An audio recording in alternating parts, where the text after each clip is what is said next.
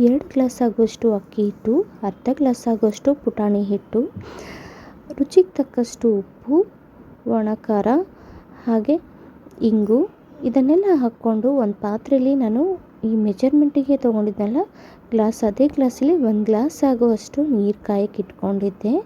ಇದಕ್ಕೆ ಎಳ್ಳು ಮತ್ತು ಜೀರಿಗೆನ ಹಾಕ್ಕೊಂಡಿದ್ದೆ.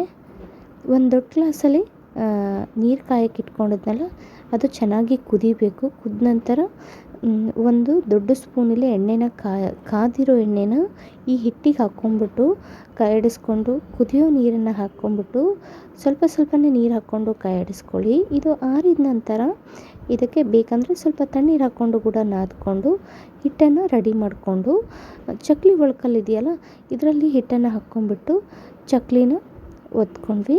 ಈ ಚಕ್ಲಿನ ಹೋಳಿಗೆ ಪೇಪರ್ ಇರ್ತಲ್ಲ ಅದರ ಮೇಲೆ ಒತ್ಕೊಂಡಿದ್ವಿ. ಹಾಗೆ ಎಣ್ಣೆನ ಕಾಯಕ್ಕೆ ಇಟ್ಕೊಂಡ್ಬಿಟ್ಟು ಎಣ್ಣೆ ಕಾದ ನಂತರ ಒತ್ತಿರೋ ಚಕ್ಲಿನೆಲ್ಲ ಎಣ್ಣೆಗೆ ಹಾಕ್ಬಿಟ್ಟು ಚೆನ್ನಾಗಿ ಕರೆದ್ರೆ ಕೆಂಪು ಸ್ವಲ್ಪ ಗೋಲ್ಡನ್ ಕಲರ್ ಅಥವಾ ಲೈಟಾಗಿ ಕೆಂಪಾದರೆ ಚಕ್ಲಿ ರೆಡಿ ಆಯಿತು. ಇವತ್ತು ನಮ್ಮ ಮನೇಲಿ ಕುರುಮ್ ಚಕ್ಲಿ ಮಾಡಿದ್ವಿ. Thank you.